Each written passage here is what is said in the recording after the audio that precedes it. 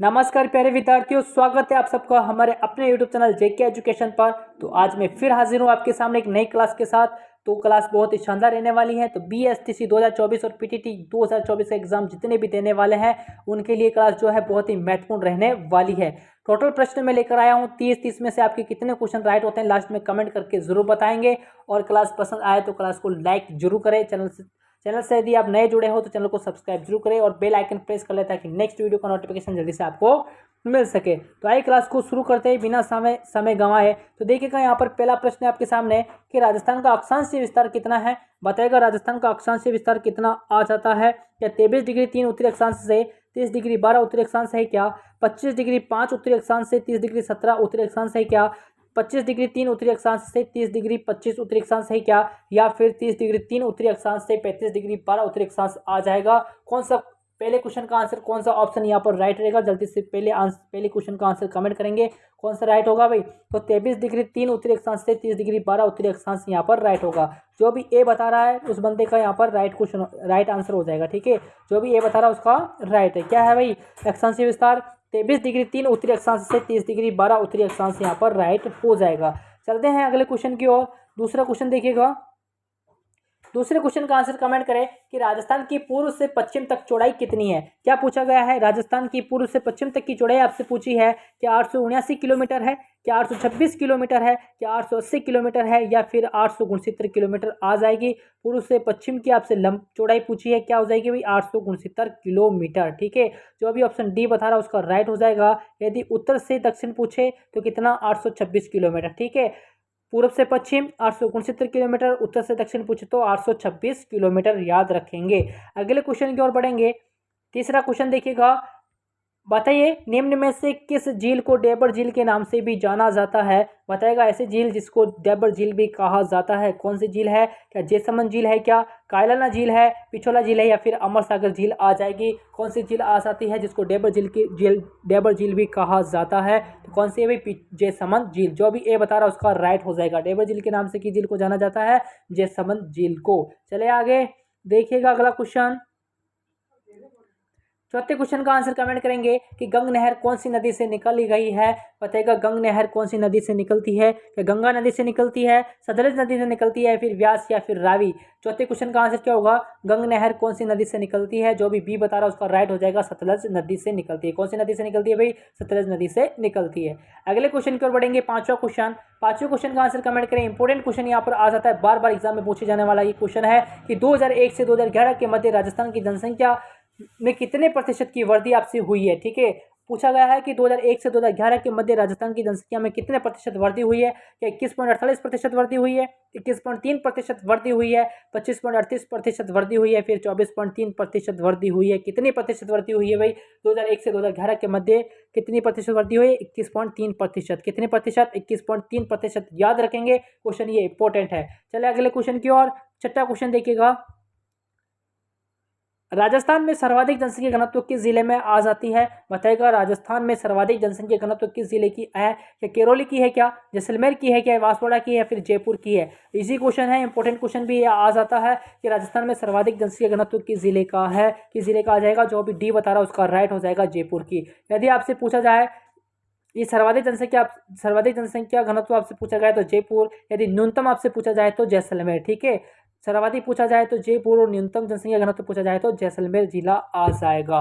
चले आगे सातवें क्वेश्चन की ओर देखिएगा। सातवें क्वेश्चन की ओर बढ़ेंगे कि चिरवा शिलालेख से जानकारी मिलती है। बताएगा चिरवा शिलालेख से किस किस की जानकारी मिलती है। क्या गोहिल वंश शासकों की उपलब्धि की जानकारी मिलती है, क्या पाशुपत योगियों और एकलिंग मंदिर के बारे में जानकारी मिलती है, क्षेत्रगच्छ के जैन आचार्यों की जानकारी मिलती है, या फिर उपयुक्त सभी। कौन सा यहाँ पर राइट होगा। सातवें क्वेश्चन का आंसर कमेंट करेंगे कि चिरवा शिलालेख से जानकारी मिलती है तो उपयुक्त सभी की यहाँ पर जानकारी मिलेगी भी। ठीक है, गोहिल वंशीय शासकों की भी जानकारी मिलती है, पाशुपत योगियों और एकलिंग मंदिर की भी जानकारी भी यहाँ पर मिलती है, और क्षेत्रगच्छ के जैन आचार्यों की भी जानकारी मिलती है। तो ए बी सी तीनों ही राइट हो जाएंगे। चलेंगे अगले क्वेश्चन की ओर। आठवां क्वेश्चन कि राजस्थान का गजेटियर कहा जाता है। बताएगा राजस्थान का गजेटियर किस ग्रंथ को कहते हैं। या दयालदास की ख्यात को, मारवाड़ रघुनारी विगत को, वीर विनोद को, या फिर नैन सिंह की ख्यात को। वीर विनोद के रचयिता कौन है भाई, श्यामल दास। कौन आ जाते हैं भाई, श्यामल दास। ओके, श्यामल दास आ जाते हैं वीर विनोद के रचयिता। आगे देखिएगा राजस्थान का गजेटियर कहा जाता है, किसको कहा जाता है? मारवाड़ा प्रगनारी विगत को। ठीक है, राजस्थान का गजेटियर किसको कहा जाता है? मारवाड़ा, एक मिनट रुकेगा, किसे कहा जाता है भाई? राजस्थान का गजेटियर मारवाड़ा प्रगनारी विगत को कहा जाता है, याद रखेंगे। और मारवाड़ा प्रगनारी विगत की रचयिता कौन है? मोहनत नैन्सी, याद रखिएगा, मोहनत नैन्सी आ जाएंगे। चलते हैं अगले क्वेश्चन की ओर। नवे क्वेश्चन का आंसर कमेंट करेंगे। सभ्यता से संबंधित क्वेश्चन है और इंपोर्टेंट क्वेश्चन भी आ जाता है कि मछली पकड़ने का कांटा राजस्थान की किस सभ्यता से प्राप्त हुआ है? मछली पकड़ने का कांटा किस सभ्यता से प्राप्त हुआ है भाई? क्या आहार सभ्यता से प्राप्त हुआ है, गणेश्वर सभ्यता से प्राप्त हुआ है, या फिर रंग महल या फिर बालाथल की सभ्यता से प्राप्त हुआ है? नवे क्वेश्चन का आंसर कमेंट करेंगे। नवे क्वेश्चन का आंसर कमेंट करें कि मछली पकड़ने का कांटा राजस्थान की किस सभ्यता से प्राप्त हुआ है? तो गणेश्वर सभ्यता, जो भी ऑप्शन बी बता रहा है उसका राइट हो जाएगा। ठीक है, कौन सी सभ्यता से प्राप्त हुआ है? गणेश्वर सभ्यता से। ठीक है, ऑप्शन बी। गणेश्वर सभ्यता कहाँ पर आ जाती है? कासली नदी के किनारे सीकर जिले के अंदर। चलते हैं अगले क्वेश्चन की ओर। 10वें क्वेश्चन का आंसर कमेंट करेंगे। इंपोर्टेंट क्वेश्चन आ जाता है कि राणा हमीर को विषम घाटी पंचानन कौन सी प्रशस्ति में कहा गया है? कि बताइएगा, राणा हमीर को विषम घाटी पंचानन कौन सी प्रशस्ति के अंदर कहा गया है? रणकपुर प्रशस्ति में कहा गया है, क्या जगन्नाथ राय प्रशस्ति में कहा गया है, कीर्ति स्तंभ प्रशस्ति में कहा गया है, या फिर उपरोक्त सभी? कौन सा यहाँ पर राइट होगा? 10वें क्वेश्चन का आंसर कमेंट करेंगे जल्दी से। ज़्यादा से ज़्यादा क्लास को शेयर एक बार कर दीजिए, जोर लगा दीजिए। राणा हमीर को विषम घाटी पंचानन कौन सी प्रशस्ति में कहा गया है? तो कीर्ति स्तंभ प्रशस्ति के अंदर। ऑप्शन सी यहाँ पर राइट होगा, जो भी सी बता रहा है उसका राइट है।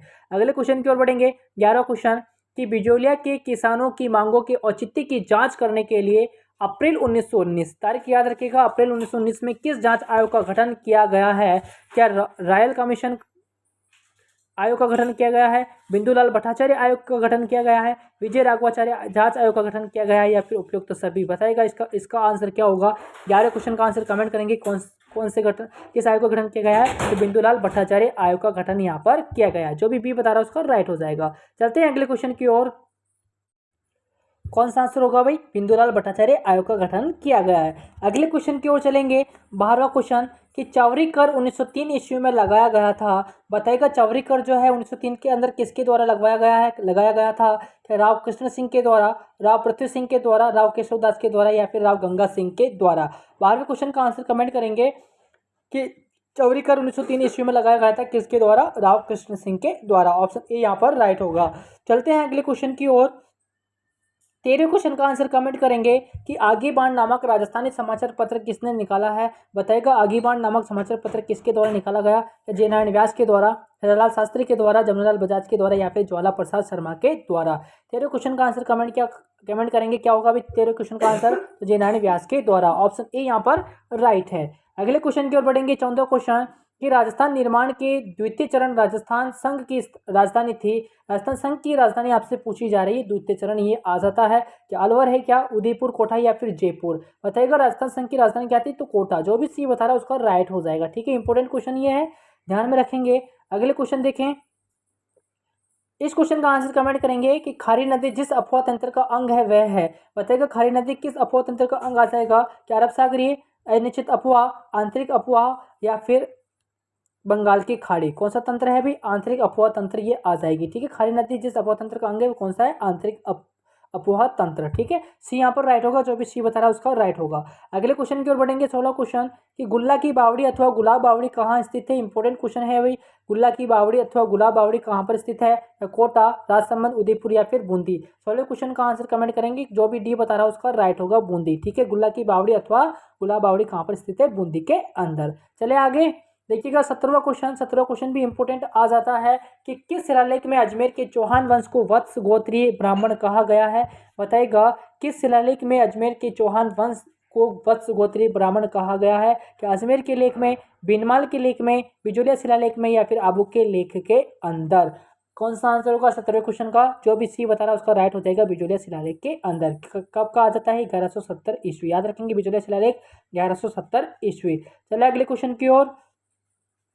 18वें क्वेश्चन का आंसर कमेंट करें कि राणा हमीर की उपलब्धियों के कारण रसिक प्रिया में कौन सी उपाधि प्रदान की गई है? बताएगा, राणा हमीर की उपलब्धियों के कारण रसिक प्रिया में कौन सी उपाधि प्रदान की गई है? क्या विषम घाटी पंचानन, वीर राजा, मेवाड़ का उद्धारक, या फिर उपरोक्त में से कोई नहीं? मेवाड़ का उद्धारक तो कहा जाता है राणा लाखा को। किसको कहा जाता है भाई? राणा लाखा को कहा जाता है। ठीक है, लेकिन यहाँ पर पूछा गया है कि रसिक प्रिया में कौन सी उपाधि प्रदान की गई है राणा हमीर को, वीर राजा की। ठीक है, तो ऑप्शन बी यहाँ पर राइट होगा 18वें क्वेश्चन का।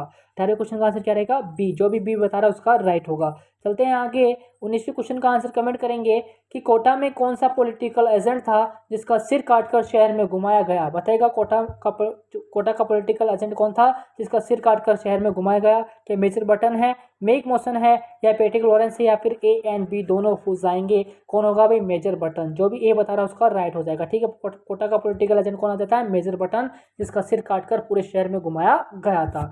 चलते हैं आगे। 20वें क्वेश्चन का आंसर कमेंट करेंगे कि 1857 की विप्लव के समय भारत का गवर्नर जनरल, आपसे पूछा गया है कि 1857 की विप्लव के समय भारत का गवर्नर जनरल कौन था। क्या लॉर्ड डलहौजी था, क्या लॉर्ड कैनिंग था, लॉर्ड रिपन था, या फिर लॉर्ड रिटन आ जाता है। 20वें क्वेश्चन का आंसर कमेंट करेंगे, कौन आ जाएगा भाई, जो भी बी बता रहा है उसका राइट हो जाएगा, लॉर्ड कैनिंग। याद रखेंगे, इंपॉर्टेंट क्वेश्चन है भाई। ठीक है, अगले क्वेश्चन की ओर बढ़ेंगे। 21वां प्रश्न कि सिरोही क्षेत्र की पहाड़ी को स्थानीय भाषा में क्या कहा जाता है। बताएगा सिरोही क्षेत्र की पहाड़ी को स्थानीय भाषा में क्या कहा जाता है। इंपोर्टेंट क्वेश्चन है। क्या भोराट कहा जाता है, भाकर कहा जाता है, गिरवा कहा जाता है, या फिर मेवल कहा जाता है।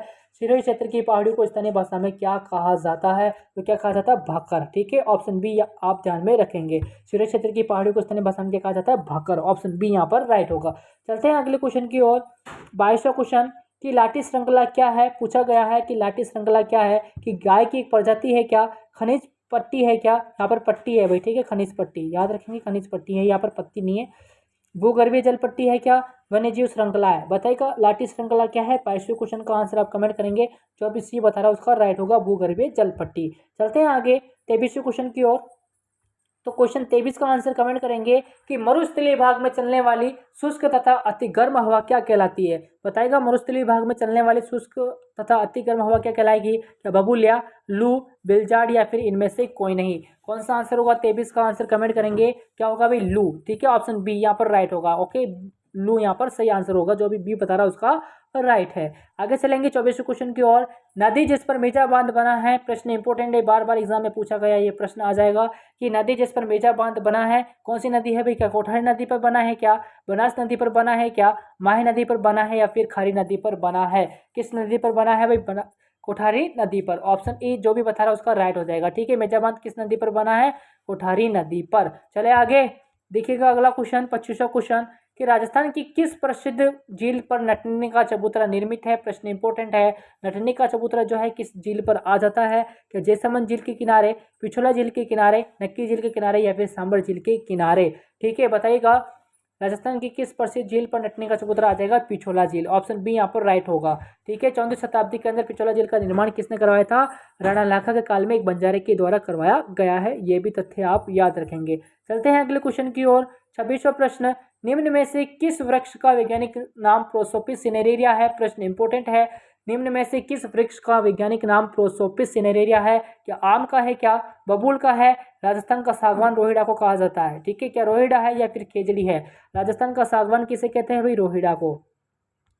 राजस्थान का सागवान। ठीक है, राजस्थान का सागवान किस वृक्ष को कहते हैं, रोहिड़ा को कहा जाता है। अब आपसे पूछा गया है कि निम्न में से किस वृक्ष का वैज्ञानिक नाम प्रोसोपिस सिनेरेरिया है, तो ऑप्शन डी यहाँ पर हो जाएगा, खेजड़ी। ठीक है, जो भी डी बता रहा है उसका राइट हो जाएगा। चलते हैं अगले क्वेश्चन की ओर। 27वां प्रश्न। 27वें प्रश्न का आंसर कमेंट करेंगे कि निम्न में से कौन सी भेड़ की एक नस्ल नहीं है। क्या चोकला नहीं है, क्या नाली नहीं है, सोनाली नहीं है, या फिर लोही नहीं है। 27वें क्वेश्चन का आंसर क्या होगा, निम्न में से कौन सी भेड़ की एक नस्ल नहीं आएगी, तो लोही। जो भी डी बता रहा है उसका राइट हो जाएगा। चोकला भेड़ की नस्ल है, नाली भी भेड़ की नस्ल है, सोनाली भी भेड़ की नस्ल आ जाएगी, लेकिन कौन सी नहीं होगी, लोही। ऑप्शन डी यहाँ पर राइट होगा। चलते हैं अगले क्वेश्चन की ओर। 28वां प्रश्न इंपोर्टेंट क्वेश्चन है भाई। 28वां अभी टिक लगा लेना, आसानी से आराम से पढ़ लेना। इसको याद रख लेना कि तेजादशमी को वीर तेजाजी का मेला लगता है। तेजादशमी आती है, बताइएगा तेजादशमी कब आती है। श्रावण शुक्ल दशमी को आती है, क्या भाद्रपद शुक्ल दशमी को आती है, कार्तिक शुक्ल दशमी को आती है, या फिर आश्विन शुक्ल दशमी को आती है। तेजादशमी कब आती है भाई, भाद्रपद शुक्ल दशमी को। जो भी बी बता रहा है उसका राइट हो जाएगा। चलते हैं अगले क्वेश्चन की ओर। 29वां प्रश्न। 29वें प्रश्न का आंसर कमेंट करेंगे कि निम्नलिखित में से कौन सी खरीफ की फसल नहीं है। खरीफ की फसल नहीं है, आपसे पूछा गया है निम्न में से कौन सी खरीफ की फसल नहीं है। क्या मूंगफली नहीं है, क्या मक्का नहीं है, क्या मसूर नहीं है, या फिर धान नहीं होगा।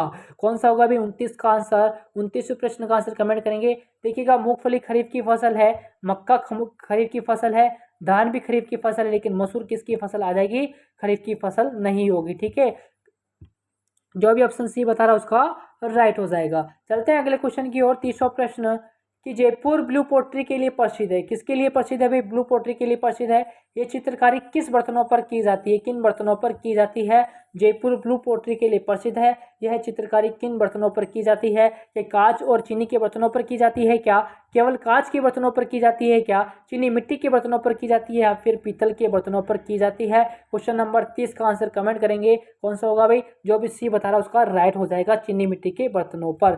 ठीक है, किस पर की जाती है भाई, चीनी मिट्टी के बर्तनों पर ये की जाती है। ओके, तो ऑप्शन सी यहाँ पर राइट होगा। 30 का कौन सा आंसर है, सी ऑप्शन यहाँ पर राइट होगा। तो ये थे अपने सामने 30 प्रश्न थे। 30 में से आपके कितने क्वेश्चन राइट हुए हैं एक बार कमेंट करके जरूर बताएं। क्लास को ज़्यादा से ज़्यादा आपको शेयर भी करना है।